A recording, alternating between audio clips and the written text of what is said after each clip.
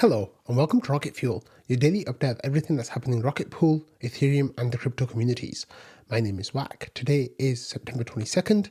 I'm sorry that I've not been around that much for a while, but I'm here now.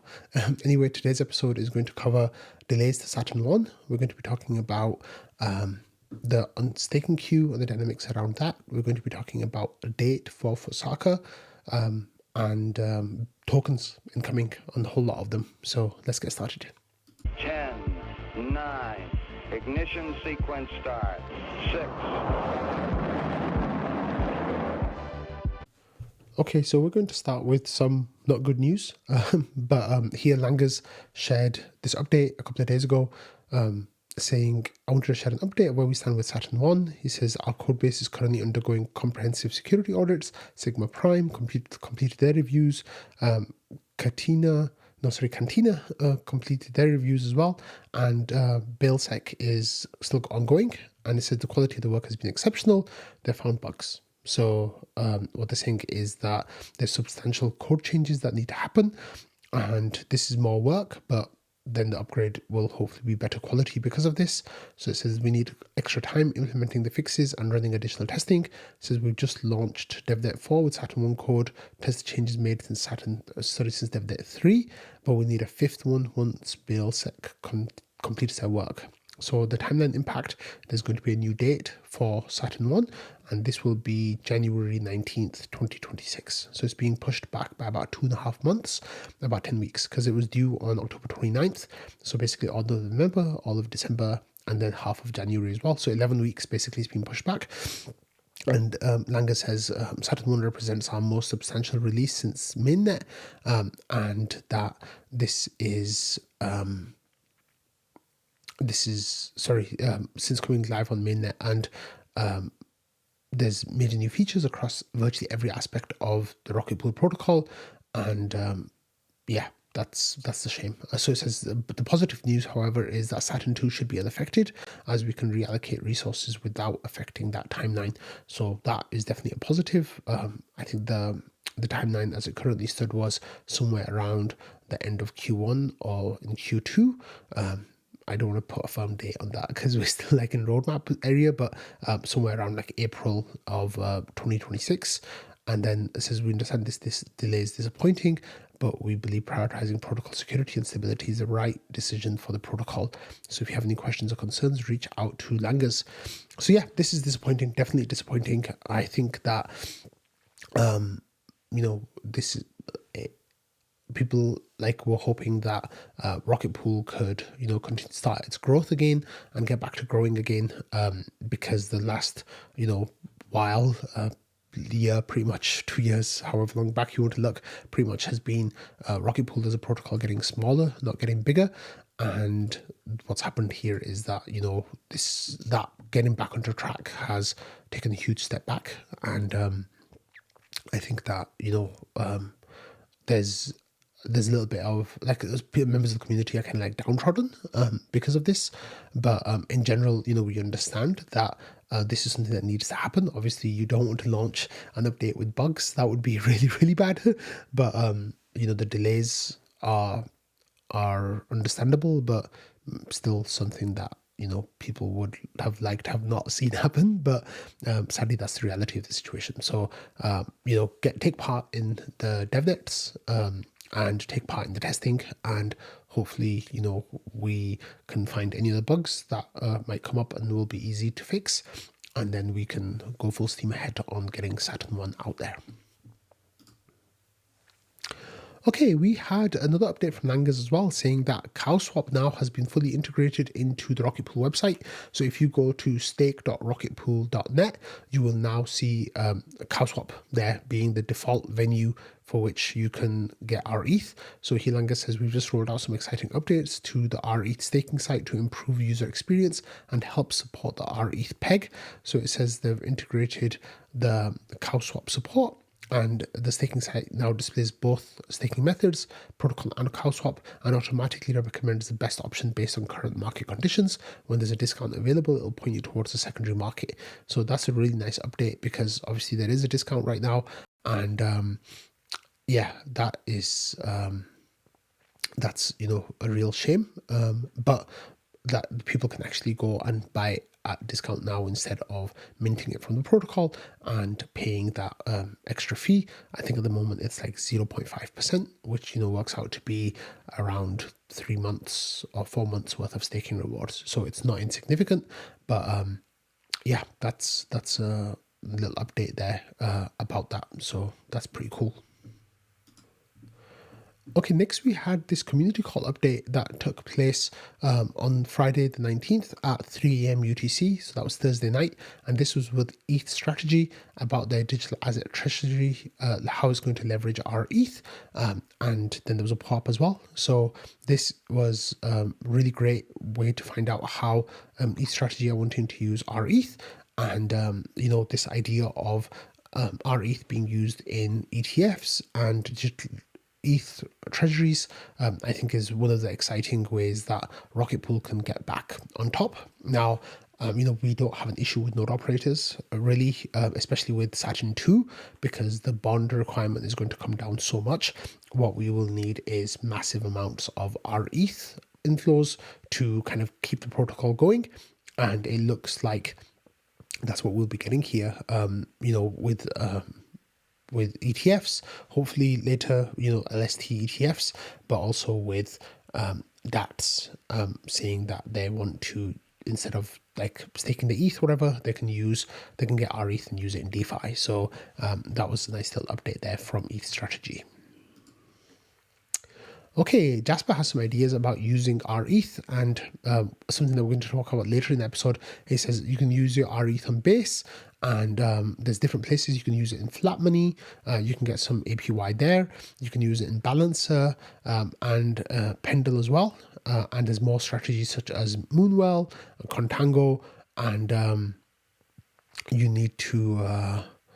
you can basically use your rETH in all these different places and get some nice incentives, rewards, get some really good yield, and we'll talk about the end of the episode why you might want to be using your rETH on Base, but I'll let you know that towards the end of the episode. But yeah, that's a nice little update from Jasper about the different places you can use your rETH on Base. Okay, there was a secret update from Dr. Doofus about the merch store, and you can basically go and buy things from the merch store now. If you go to the merch store, the website is a little bit slow. Actually, it's gotten a lot faster since I last used it. You can buy accessories, clothing, household items. There's everything from hoodies, t-shirts. There's this Rocket Fuel t-shirt that everyone should buy. It's like really cool. It's got the Rocket Fuel logo on there. Let me see if you can actually see it a little bit like this. Yeah, so that's the Rocket Fuel t-shirt, and the caption says that this ships from the USA. That's fine. It says show your support for Wax Rocket Fuel podcast. A daily reminder of all the happenings in Rocket Pool. And it says, as it says here, it says no, WAC doesn't get any profits from these sales. I don't get any profits from these sales. But yeah, this is a nice t-shirt. You got to get it in Rocket Fuel orange and Rocket Pool orange, and with the logo there as well, and the text written out, Rocket Fuel. If anyone else would like to design the Rocket Fuel t-shirt, and if it meets my really high design entry criteria, you're welcome to send me an image of a design, and I know the person who runs the store, and we might be able to get that design onto a t-shirt as well, which would be pretty cool. So let me know if that is something that you want to see, and I'll try to make it happen. Okay, we've got some updates from the Rocket Pool Twitter account here, and it says that you may have started to see some changes to the Rocket Pool brand recently. It says a progressive refresh is being rolled out in conjunction with the DAO and GMC to improve consistency across the protocol's various initiatives. And this is really cool. Like, we've got the new logo now on the Twitter account, which was designed by Sleety, of course. It just looks like a much cleaner version of the old logo. And it still keeps the spirit of the old logo, but giving it a nice refresh there. So that's a really nice update from the Rocket Pool team. Good job with that, guys. Okay, moving on to some staking news now. Some of the big staking news of the last few weeks was Kiln.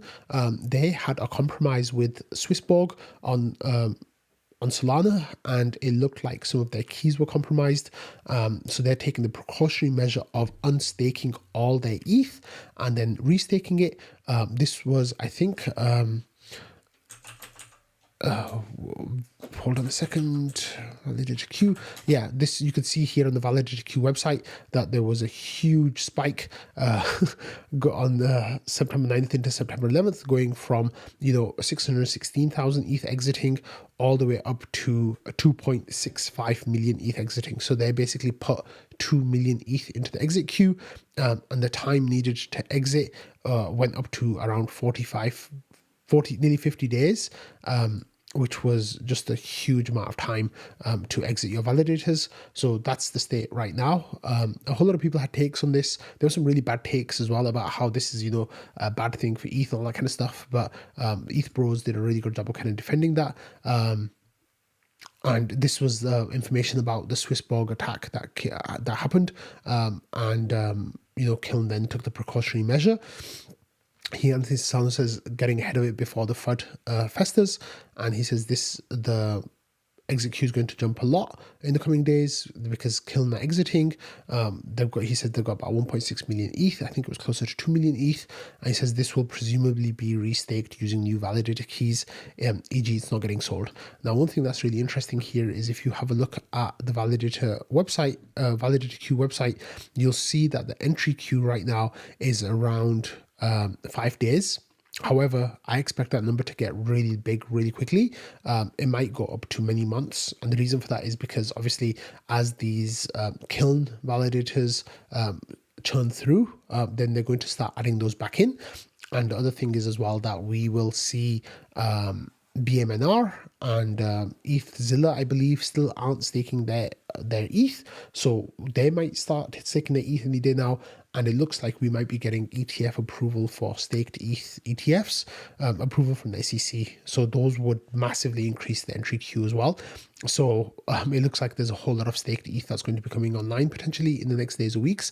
But don't let anyone get FUD on this basically. And then here, Preston Van Loon kind of explains it as well. He's an ETH core developer. He says, Kiln exiting all their validators after a security incident. This is the most responsible decision to be made after a suspected leak of validator keys. He said, I'm looking forward to a post-mortem doc. So yeah, that's the take here. If you get your keys, even at a risk of compromise, the best thing to do is to exit your validators and re-enter, making sure that you are on new secure keys, and be public about the fact that it's unlikely that anything will get stolen because of the way that you have your withdrawal credentials set up. But it's good to take this precaution because if someone gets your keys, it could potentially lead to you getting slashed, which is not good. Okay, we already went through that. Let's go back here, and then there was this, Nick here was saying that it's going to grow to about 3 million. On the Rocket Pool site, he had information about how much ETH they had, and there was then the next thing is that there was an issue on mainnet with rETH, and one of the first people to realize that we saw was this person in the Rocket Pool community saying my rETH nodes just went offline in case others hit this, and it looked like there was a bad block on rETH, and that of course is not good, where we don't want mainnet bugs. Thankfully it was a really small percentage of node operators that are using rETH, but here they put out their post-mortem as well, saying that they've got the alert of the incident, and the root cause is the root cause is mismatch with the tree node having incorrect data, specifically a storage tree node from this account contained data from the old block. This means that some storage trees were corrupted, so that's what caused the issue there with rETH. What's really interesting is that some of these new L1s that are starting to come up are saying they're going to be using rETH as their client. So if they only have one client that they're using and that client is rETH, then there's a possibility of them having bug on their chain, which of course would not be good. And that's one of the reasons why Ethereum has a multi-client architecture, is to prevent any kind of bug happening. Okay, next we have news from Dimi, and he is talking about Lido CSM version 2 and how that is going live on October 2nd, 2025. Save the date. So they're going to have localized vaults here where you will know who your ETH is going to, and how they're performing, and you'll still be able to get ST ETH out on the other side, but your vault will deal with your specific ST ETH, which I guess is nice for some users. And it looks like they are using this system to try to get more people institutional adoption, basically. So institutions would like to have control over where the ETH is going and where it's being staked, and Lido are trying to do what they can to enable that. And yeah, interesting stuff. Okay, let's move on to some Ethereum news now. And the biggest Ethereum news of the last few weeks is this news by Christine Kim from the All Core Devs call from a few days ago, saying that we now have a date for Fusaka. So it says important decisions were made on today's Ethereum developer call, number 165, and we confirmed testnet schedule and got a date for Fusaka. So this date is still subject to change if there are any issues on the updates. Obviously, like we had this with Pectra, where it was delayed a little bit because of some issues on the forks. But on the way it looks like at the moment is that Haleshki will update undergo the hard fork on October 1st. After that, it will be Sapoli on October 14th. October 28th will be Hoodie, and then there'll be a good 5 weeks for those to run before mainnet update will happen on December 3rd. And that, of course, is Dev Connect in there as well in Argentina. So a lot of the ETH devs will be in Argentina, so they won't be around to pay attention to hard fork. So it makes sense that they'll do it after that finishes and people are back home, but enough time before the holidays that people are kind of checked out. So that should be good. It says they'll be reconfirming the exact dates, times, epoch numbers over the next few days. They agreed that based on some preliminary data analysis. So what they're doing is that they'll initially, Fusaka, as it goes live, won't change the blob capacity. This is with PeerDAS. After the first week, the blobs will increase from 6 as the target and the max is 9 to 10 and 15 blobs. And then this is a week after the first BPO fork. The second BPO fork will activate and increase these values to 14, 21. So that is looking like what the target blob amount will be in the Fusaka world. So that should bring down fees keep fees down for L2 users. What's really funny is that L2 blob use Hill.be we have basically reached the point just as we're starting to use up the blobs that came in with Pectra. If you have a look over here, this is the first time that we've actually hit 6 blobs. There's a chart here, yeah. So if you have a look over here, actually my face is covering it. We're actually getting to the point now where we're kind of sustaining above 5 blobs per block, and climbing fast actually towards getting to 6 blobs. So I think what will end up happening is that just as we get to maintaining that 6 blob count, we will be getting those big increases, and that should mean that blobs will be free again for a while. But the execution fees will be what you'll be paying for, and the more gas that they have for that available on your L2 of choice, you'll be doing really well. Now, blob usage base is using the vast majority of blobs, nearly double World Chain, who are second, and 5 times more than Arbitrum 1, who are third, and Scroll as well. But after that, there's a whole bunch of L2s that aren't really using that much data at all, like Metis, and even something like Starknet is only using 8 blobs per hour, which is really low. So yeah, Base are doing a really good job of using so many blobs, but that's good stuff. Okay, more on Ethereum news now, and the Ethereum Foundation is actually branching out and setting up a new team, which is called the DAI team, and this is for decentralized AI. And this is here is David Krapis is saying that the team will focus on 2 main areas, so an AI economy on Ethereum and decentralized AI stack. So these are the components that they'll be working on, and this is actually really, really awesome that the Ethereum Foundation is pushing this. There's this strong idea that in the next few years, maybe even before that, the majority of use of blockchains will be happening by agents. AI agents, and they'll be working on behalf of you, me, and everyone else. Multiple agents potentially doing different kinds of things, and a lot of the transactions will be replaced from humans doing them to agents doing them. I think Ethereum making such a big push on this kind of infrastructure is absolutely fantastic to kind of get ahead of this, setting up this team, really building relations in terms of getting people to understand that Ethereum is for AI. They're doing really cool stuff. And then here says, acting with purpose and agency, we'll continue our recent work on ERC 8004, a standard for proving who an AI agent is and whether you can trust it, and continue to support new upgrades and standards. So this is the Ethereum DAI team. They've actually got jobs available as well. So member of AI staff, that's the research focus. If you want to apply for that, it says if you're passionate about the intersection of AI and Ethereum, already building or exploring new ideas, or working with AI and curious about what Ethereum can offer, I'd love to connect. And then there's an email address, ai@ethereum.org, which is just so cool. So I really love this. I've been spending a lot of time in the AI space for the last year or 9 months, and I've really enjoyed learning about how crypto and AI is going to intersect. I'm a huge believer in it intersecting really strongly, and it's really cool to see that the Ethereum Foundation is also a believer in that.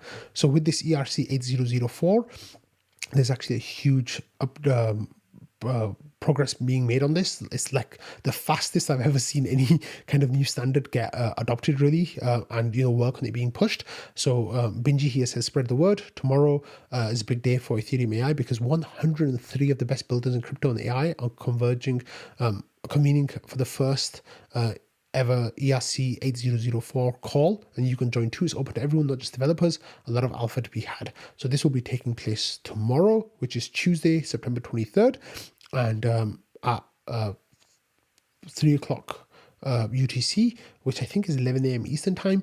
I always get mixed up with my times, but this is really, really awesome to see. So I'm going to be listening to that. Like I said, this is the area that I'm really interested in, so I can't wait to see what they talk about. Okay, we've got a new report from Etherealize. So Etherealize, this is from Vivek Raman and Danny Ryan and others, and they are pushing Ethereum on Wall Street. So it says for the past 9 months, we've been on the frontiers with institutions making the case for on-chain finance. It says this report breaks down exactly why blockchains are inevitable in traditional finance and why Ethereum is the only real choice, featuring insights from Securitize. So there's a report. You can actually go and have a look at the report. There's a report right here, and let's have a look. It's a nice PDF. It's got 27 pages. Sorry, it's loading. I should have loaded it beforehand. And it covers things like cross-border payments, traditional securities, financial institutions, how they're all coming onto Ethereum, and basically the idea is that the financial systems at an inflection point is moving on chain. There's huge benefits for them moving on chain. Ethereum is the inevitable foundation of the world's financial systems being on chain, and then there's a strategic imperative to act now to get ahead of that, just to be in the best position when it does happen. So you can read the whole report to get the full details, but that's a really good starting point to figure out what's going on with that. Okay, in some wider crypto news, there are some tokens coming to the wider Ethereum ecosystem. The first one is from Base. So this is why Jasper put out that tweet earlier that I referenced about using your rETH on Base. Basically, the more you interact with Base, the more likely you are to get a token. And at the Base Camp, which was an event that took place last week, Jesse here said that they have revealed that they are considering a native token, but plans remain in an early stage. And it looks like we're going to be getting a Base ecosystem token. Now, this is something that excites me very much, is because I've been transacting on Base a lot over the last year. I've done millions of dollars worth of volume on Base by buying and selling tokens and trading and stuff. So hopefully I will get a nice airdrop. We don't know the details of it yet, but it's something that's going to be really exciting to see. Now, also MetaMask is going to be getting a token, and it's supposedly coming very soon. So this is something to keep an eye out on as well. If you have used the MetaMask swap feature, most likely I think that is one of the actions that will, I think, stand out for people. But I don't know how they're going to, what criteria they're going to use, but that is potentially going to be one of them, because it's really difficult, pretty much impossible to see what wallet you're using by on-chain activity. And I don't know if MetaMask is collecting wallets about details about what wallets are using it.